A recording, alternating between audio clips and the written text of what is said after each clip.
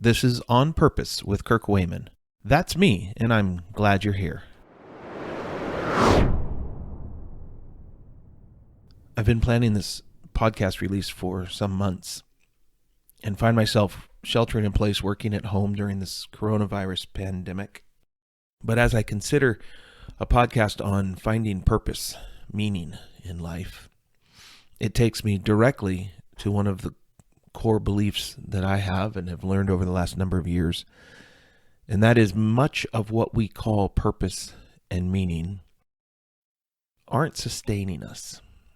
They're external journeys, things we have put on and discovered along the way, and they're not wrong, they're fine, but they're not truly satisfying. They're not our purpose because they're things that we've taken from other people, things that we've taken on from external voices. And one of the things that happens throughout life is we find ourselves decentered.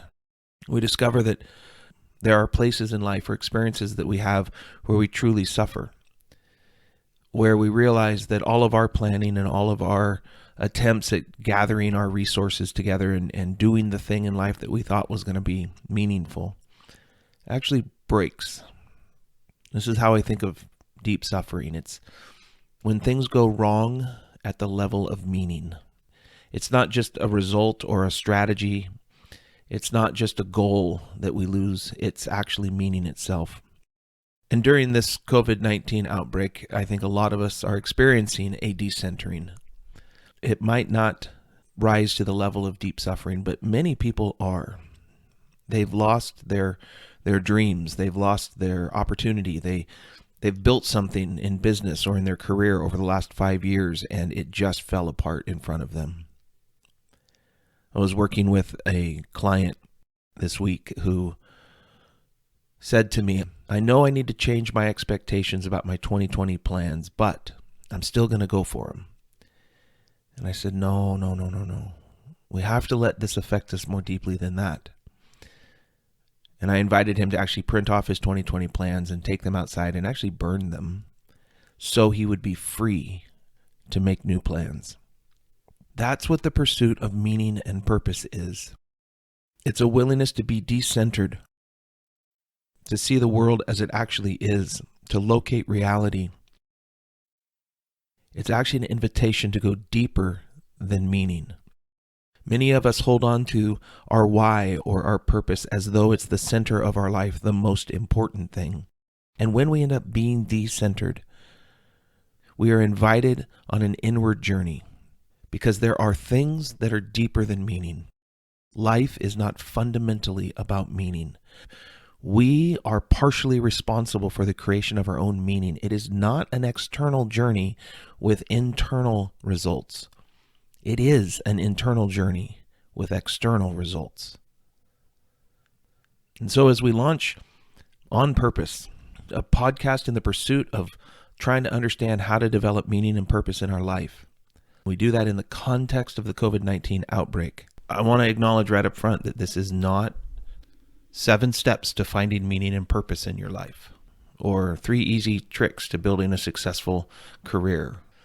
This is actually a conversation around how do we engage great suffering and great love, 2 of our greatest teachers in the inner journey past meaning. And as you enter those spaces and discover what's there, you find your voice, you find your passion, you find your essence, you find your connection, and I think ultimately you find what is at the center of it all. But it's not easy. Great love and great suffering are overwhelming. They're mind-shifting. It's creative destruction. And many of us are in one of those moments. So you're probably asking, what is deeper than meaning? What am I talking about? It's going to take time to walk into that place.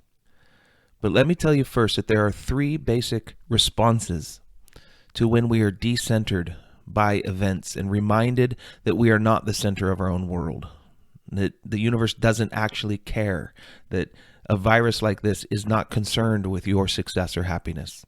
When we come to realize or come full face with the idea that we are just on a small planet in a side galaxy far from the middle of anything. We're just vapor, here for a brief amount of time. When we come face to face with that, I think it's then that we can start to build purpose and meaning in our life. But when that meaning breaks, I think there are three sort of standard responses. This doesn't capture all the things that people do, but there are three main categories.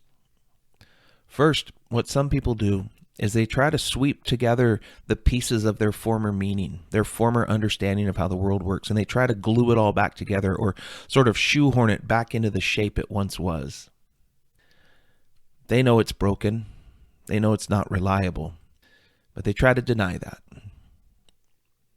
If you do that over and over and over, you will eventually disconnect yourself from reality, not be able to see things as they are and not be able to make sense of your world around you, and you will increasingly stop making sense.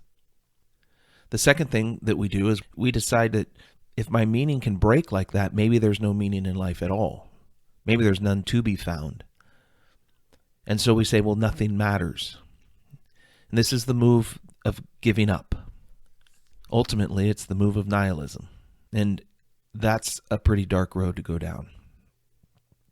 The third thing, and what I would say is the best thing, is to allow yourself to be drawn in deeper to the human experience, to truly understand the things that matter that are deeper than meaning, the place where purpose is birthed. It's an invitation to finding your own voice. It's an invitation to freedom that you may have never experienced. Viktor Frankl famously wrote about this in his book, Man's Search for Meaning. Viktor Frankl was in a concentration camp during World War II, and he tells the story of what he saw there and how he saw people's meaning shatter and break over and over and over, how his shattered and broke and pushed him deeper than he ever thought possible past that, past meaning. And he discovered something he called spiritual freedom, a place of radical responsibility where no circumstance could touch the core of who he was. And from that place, it seems as though he was able to rebuild, because he came back from that. Now, not everybody did, of course, but he was able to come back, and he had learned something that he wrote in that book. So one person talks about this place as spiritual freedom. I think it's also spoken of by Edward Deci in his work around intrinsic motivation. The things that drive us that are deeper than job descriptions and roles we play in the world and work that we intend to do and all those things that we find meaning in. Intrinsic motivation is something that is new to our collective understanding, and we'll be talking about that much more, but it's a way that we speak of, or one way that psychologists speak of this thing called identity. And identity is deeper. We don't get our identity from meaning. Our meaning comes from our identity. Deeper than that is even thoughts around who are you with? The connections we make are a source of the meaning we experience in life. They are deeper. They produce meaning for us. So the question, who are you with, is profoundly important. And I think there are 4 ways to think about with. How are you being with yourself? How are you being with others? How are you being with the environment, the created order? And how are you being with God? Which can be as specific as the religion you were raised with, or as vague as however you answer, why do I exist? And so the with is profoundly important.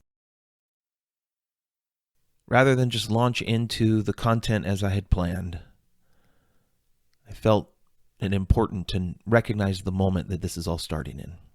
A moment where billions of people across the globe are being decentered simultaneously. We are having a shared experience. And I would suggest that it is an experience where we can go deeper and pull out of this, having gathered the resources we need to live a life on purpose. If you'd like to reach out and get a hold of me, you can do that at kirkwayman.com. That's where I have blogs and links to other podcast projects that I'm working on. Or you can go to iconcoaching.com. That's IKON coaching.com. This is the home of my work as an executive coach. And of course, you can find us on Facebook by searching On Purpose with Kirk Wayman. I'd welcome your thoughts and feedback or questions about the show. But more than anything, I'd like to hear your stories about how you're living a life on purpose.